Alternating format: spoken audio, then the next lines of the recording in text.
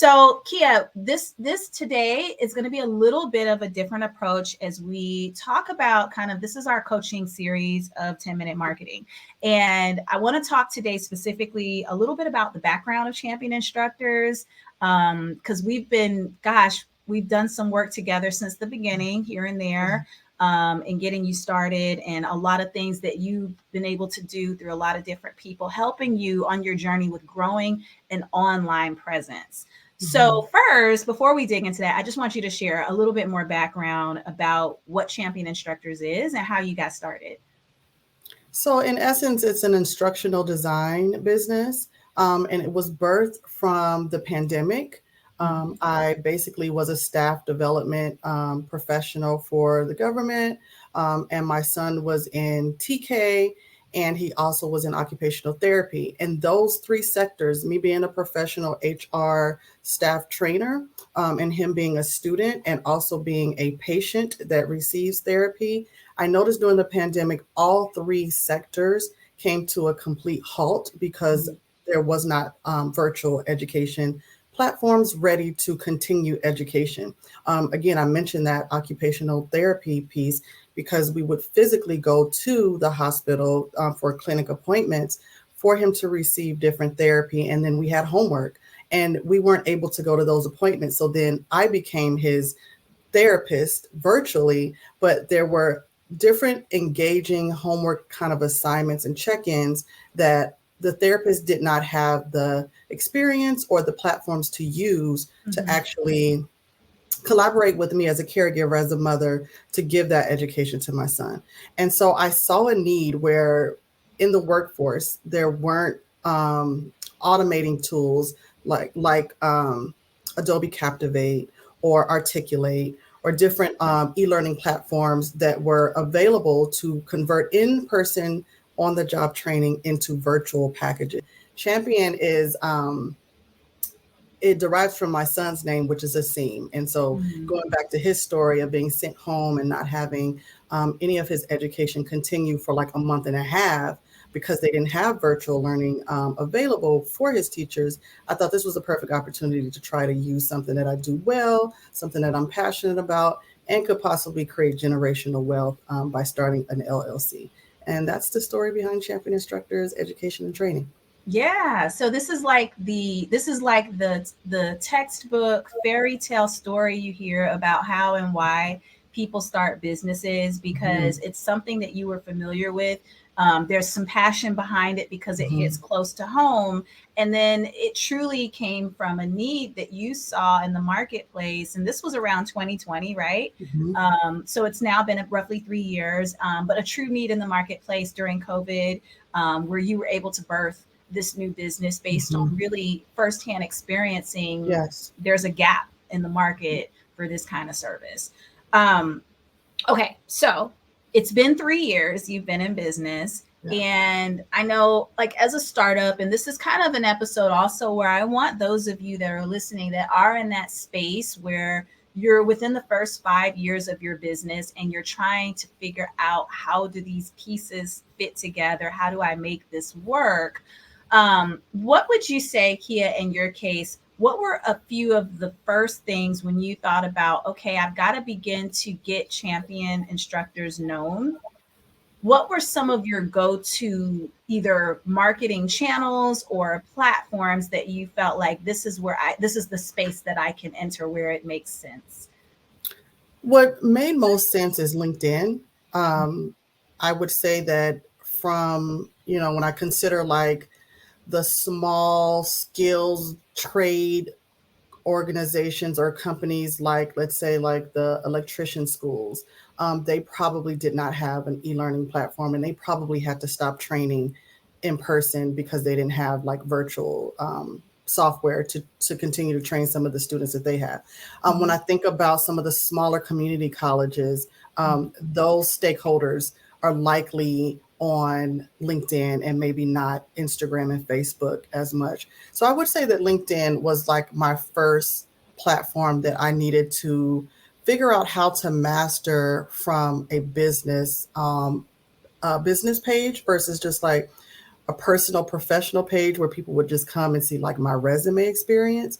I spent a good amount of time making sure I changed the profile of Kia Edwards on LinkedIn so that when you first log in, you saw the banner behind, that real estate behind your profile picture. I made sure I made as much use of that as possible. I made sure I updated my tagline to use buzzwords that represent what champion instructor stood for. So I kind of transitioned my LinkedIn account to be more customer facing for champion instructors. And you mentioned magazines, places where you've been, so a little bit of media exposure. How have you gone about getting that exposure? I think it's been twofold. On one end, it's been referral based. So individuals have heard about me, they've heard about my story, and I really think my story behind champion instructors have pulled at the heartstrings of podcast owners, and they have wanted to kind of hear more. Of course, they want to hear about champion instructors, but my why behind champion instructors, I think, tells a story that makes me stand out against some of my competitors who may also do out of the box, not out of the box, but kind of pre-recorded e-learnings where you just, I'm going to go to this organization and I'll just pick from their library of e-learnings and I'll just choose this one, versus I am more custom made, boutique made, where I create the e-learnings and the training specific to your organization. Okay. But from my story, listening to that podcast, that there's heart behind why I'm an educator, how I create my work, which is inclusive of different representation. I make sure it's accessible across different platforms. So equity is important to me. And then again, just going back to that story of why I even launched Champion Instructors, I think is why other podcasts or magazine owners have wanted to hear my story. Okay. You bring up a great point in the why, because I think that for any business, particularly when we are small business owners and entrepreneurs, the why matters so much. That I'm glad you brought that up though, because that's a good bridge into kind of shifting into kind of the nitty gritty details of, okay, I have this business and it's been working, and you found a place, LinkedIn being one of those initial places. And I know from past conversations that you and I have had, one of those other places that I'm just going to kind of throw out there, I know, is that, and you mentioned referrals, has been the power of you being able to build some relationships locally in your community and possibly even beyond that, as a way that also kind of help you get your foot in the door with establishing some clients throughout your business. And I think that's huge. I think for any business owner, I always like to say, for me by trade, I'm a digital marketer. I help people with the online space, but nothing, absolutely nothing replaces what you're able to do when you meet people in face-to-face environments. Yes. And then after you meet them in those environments, you can bridge into nurturing and doing other things to foster community online. So I always think it's a good combination of both that needs to happen. In your business, so LinkedIn's kind of been a place, but what are some of when it comes to online and the universe, when it comes to positioning your brand online, is vast, because you have LinkedIn, you have Instagram, you've got email marketing, you've got text messages. There's so many places where you can begin to position yourself. Let's kind of break this down little by little. Of the places that where your brand is currently positioned, where is one channel where you feel like this is where I'm having a challenge? I know my audience is in this space, and I want to do more in this space, but I haven't cracked the code yet. I haven't figured out what we need to do differently or better, or what does that look like for you? Well, I think that I haven't cracked the code in Instagram, and I'm completely out of the loop for TikTok. Okay. I would even say I am trying to crack the code of YouTube, because I have the animated explainer videos. Yeah. I am able to post some of them. And so with LinkedIn, I think that while majority of my content is probably viewed via LinkedIn, I do think that when stakeholders are off of work and they're just kind of just scrolling at night and they just want some downtime, they are on Instagram. They're Okay. probably not on LinkedIn, on the weekends and at night. They're probably just hanging out and scrolling through Instagram. So I think it still makes sense for me to be visible on Instagram. I haven't gotten a clear rhythm of when to do the posting. I haven't gotten clarity on how to sustain relationships where individuals are going to follow me back and they're like kind of responding to those call and response posts where I'm asking a question. And so yeah, I would say that YouTube, YouTube, Instagram, and then TikTok is just like so foreign to me. Those are the areas where I'm just like, I know I need to probably be on TikTok, especially some of my humorous educator Yeah. side. Yeah. I just don't even know where to start there. But I've done a lot of work on Instagram, and I think I have some good content, but the engagement is just low. Okay. Okay, I want to talk about YouTube, and then I want to kind of dig into Instagram. So YouTube, I think definitely to your point makes sense because you are a company producing video content Mm-hmm. for your audience. And so kind of the natural thought is I have video, YouTube is video. There should Mm-hmm. be kind of a marriage between the two. Um, I think there is probably a good opportunity for you on YouTube. And I want to give you kind of some thoughts on how to think about maybe how you all begin to approach YouTube. Even if you're already on there, how do we think about it differently? The one Mm-hmm. thing I'll hear from a lot of business owners, one is if they are using YouTube today, it's kind of this it's like this video repository, right? It's like a storage unit for videos. This is, yeah, we have our company story on there and we're showing some of our work on there. And that's good. Those are good places to start with how you begin to even build up that presence. But a few things or questions you'll have to answer for yourself in terms of how you approach YouTube. One being, how frequently do we intend to post on YouTube? So there's two things I always say that get forgotten about YouTube sometimes, especially with startups and small businesses. One is YouTube is the number 2 search engine in the world. And so we, to some degree, can gain more value from YouTube when we treat it like the search engine that it is. Mm-hmm. And that's going to require, if you're familiar a little bit with search engine optimization, which is, people wanting to rank high on Google. Okay, we can do that with YouTube. Don't get me wrong, it doesn't happen overnight, but with YouTube, when we think about it like a search engine, it's not just the videos that we put on YouTube, it's the text that we put that goes with the videos.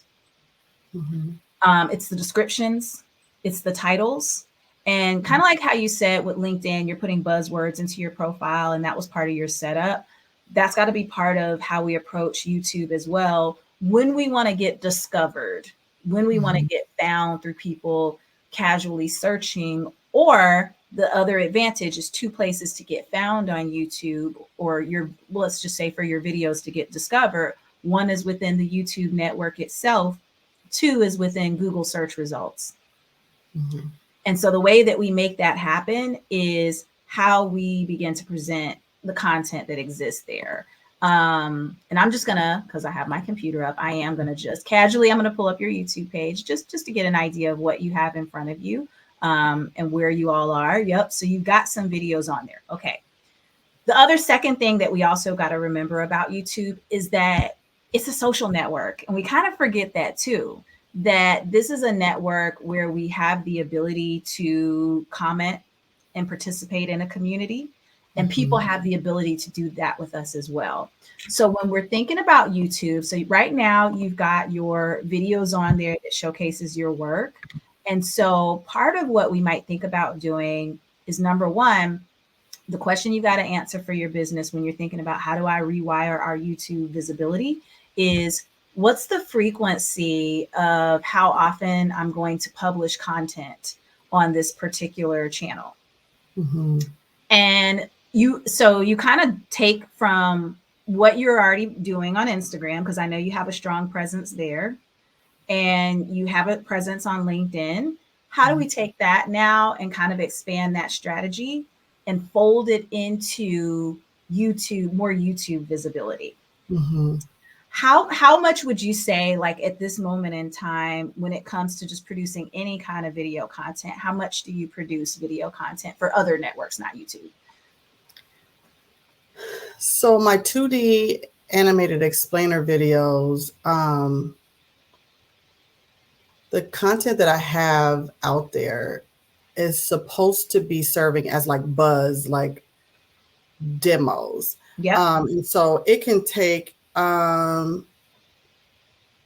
don't know, like 72 hours to kind of get a 3-minute video that's super animated, has text and logos and, graphics and different characters going. And so what I could do is, instead of posting the whole video, I can post like seconds of the video. Yeah. And that way, over time, I can spread out the 6 sample ones that I've created. So like if I were giving you a blueprint, that's going to be one of your top priorities, is just the production of content, how long that content is, and the frequency of how often you're going to publish that content. Gotcha. The second part of that blueprint is, okay, now when I upload content, or if you were to even rewire the videos that exist today, it's going to be to go in and look at how you need to adjust your titles. Now, there's some good things about how your titles look today, because when you went in and you uploaded those titles, you put, you put your company name on there.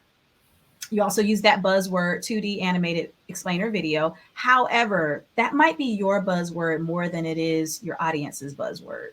Mm-hmm. That's true. So, yeah. So it might be kind of trying to think about how do people in the education industry, or you mentioned like when you were working prior to starting this business, you were in the healthcare industry. How do people in the healthcare industry refer to these videos? Do they just call it virtual training? Yeah. I'm looking for someone to do virtual training videos for me, or create virtual training. Like, what do they call it? Yeah. So I think, so my library that's there is a couple of folds. These videos could be promotional videos, Okay. but they also can be customer training videos. So like, for example, I've seen one, how to clean your CPAP. Like, it's a straightforward training the patient on how to clean their CPAP machine, and it's under 3 minutes. Or it could be the CPAP distributor. These are our CPAP machines. They're new. They have this new feature. Or like you mentioned, that therapy company, this is her private practice. Get to know a little bit more about her private practice. Yep. And she can use that video when she's asked to speak as her opening bio. Gotcha. So I am trying to promote the diversity of the videos, but I think you're right. Someone in the hospital would probably call it micro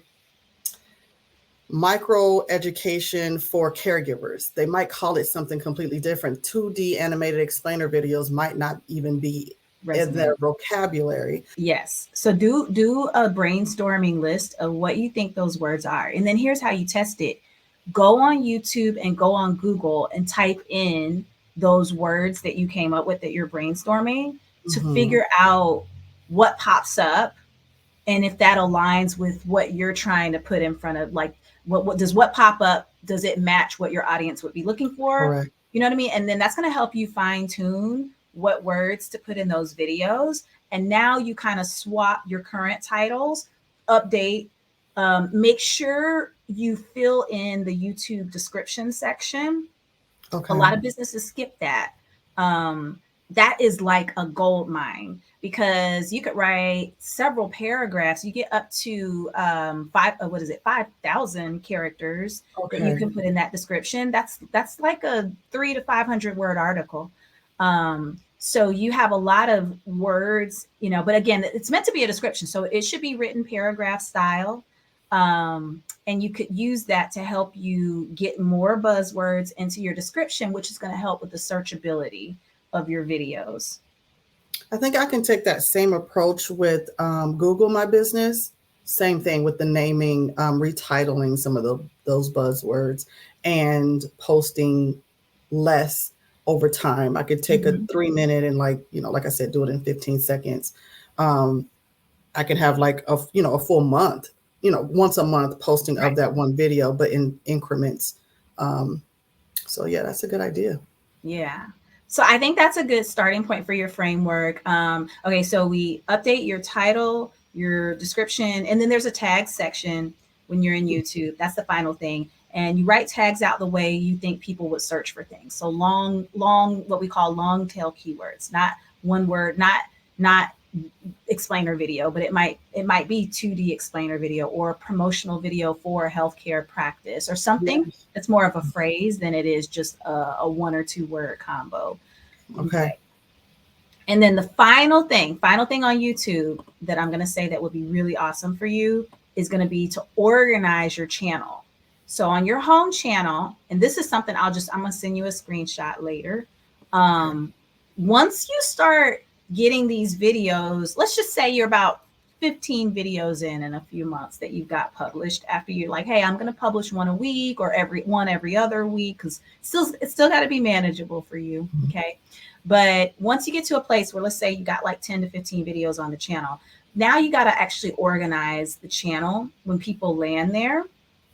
And I'll send you a screenshot of a couple of other channels, but there's a way that you can organize your channel by playlist. And just think of playlists as categories. You could have all of your 2D explainer videos in one category. You could have, hey, these are promotional video examples in another category, and they'll display on your page in that way. So you're more in control of how the uploads you put into the channel get presented on the homepage of your channel.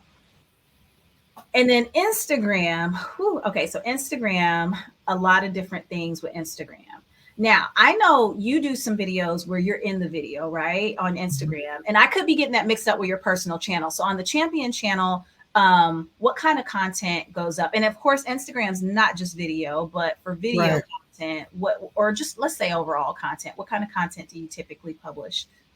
Here lately, I am like leaning towards like solving the problem of evaluating what your learner knew. So right now I'm doing a lot of advice, a lot of like plugging in learning and development theories to help um, individuals who oversee training or oversee employees so that they can hopefully see I'm a subject matter expert of Mm, HR staff training yeah. and giving them little tips and nuggets in hope that they reach out for more. Okay. So I think at a glance, on your channel, I mean, definitely the videos where you're in the video front and center, giving that advice, establishing yourself as that expert. It looks like, at least from a video standpoint, that definitely gets the most views of the kind of videos that you've posted so far. I would even take that a step further and say what you're doing there, and you might already be doing it on LinkedIn. I would definitely take some of what you're doing if you're not already with Instagram as a subject matter expert and sprinkle that into the LinkedIn environment as well. You will probably get even more mileage there with those videos in LinkedIn, just as long as you have a very strong caption that draws people in. And if you're Mhm. not subtitling those videos or using a software that will generate subtitles for you, making sure you do that. I think when you do LinkedIn, though, it'll also give you the LinkedIn version of subtitles as Okay. you're uploading the content. It's probably not something a ton of people are doing for who you're targeting and in your industry. So that alone is probably going to help you start to stand out, as long as you're still also connecting with people on LinkedIn proactively that are in the Mhm. industry. It's going to keep you top of mind in front of those people. Um, and then with Instagram, okay, so you've got that kind of content, and then you've got the regular posts you're doing, which is I see kind of a mix of some fun stuff, kind of the mix of the media presence that you've been able to build up for yourself, which is awesome. Quotes, I could see that. Yeah, so I mean, there is a message that's here. I think that's really strong, and your highlights section also kind of gives some indicators into what you do. So I want to go back to what you were saying about kind of that sustainability with follower growth, and like, how do I get in front of the right people, get them as followers, keep them as followers, and keep them engaged? What's your approach right now for how you go out and get new followers? It's been a while. Okay. I think I've been trying to confirm what we offer Okay. over a longer period of time because I was not sure if people understood. There's the 2D animated explainer videos, which could be 1 minute to 3 minutes. And so that could be confusing if it's too much of that, of like, okay, what does she mean she can create e-learnings? How can you onboard someone with 3 minutes? Yeah. So not trying to saturate my feed with, I do all the things, but like, let me make sure I'm pulling you in with those that I have currently. I think the part of the issue is that those individuals who are following back or who I am engaging with that are possibly my audience, they are their social media. The person behind their pages are their social media folks. They Right. aren't the decision makers to purchase my services. Okay. And so I think that's mostly the problem. Okay. And so that's why I think I really need to spend more time on LinkedIn, because the stakeholders and decision makers are on LinkedIn. And they're Yeah. identifiable by name, whereas it sounds like on Instagram, you're identifying them by company, which has a gatekeeper, which is the social media person. Yeah, they're not there to really follow me back. They're not there to really engage with me. So what I am going to do with Instagram is that I'm going to leverage some of my community. I know we talked about that and you mentioned that a little bit earlier. So I'm going to start blogging for a Black magazine. And I'm going to write in her business and leadership space. And then hopefully I can be the writer for her. And it's volunteer, but she's going to allow me to tag champion instructors.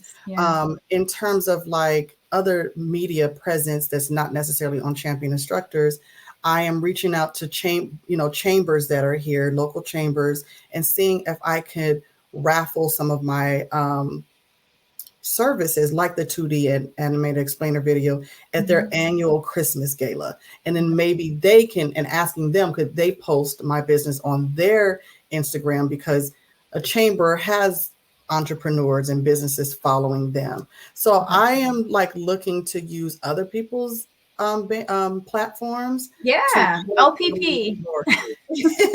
Other people's platforms. Yeah. So if you were saying, hey, I do want to still put some energy behind Instagram, the few areas where I would say you could think about, okay?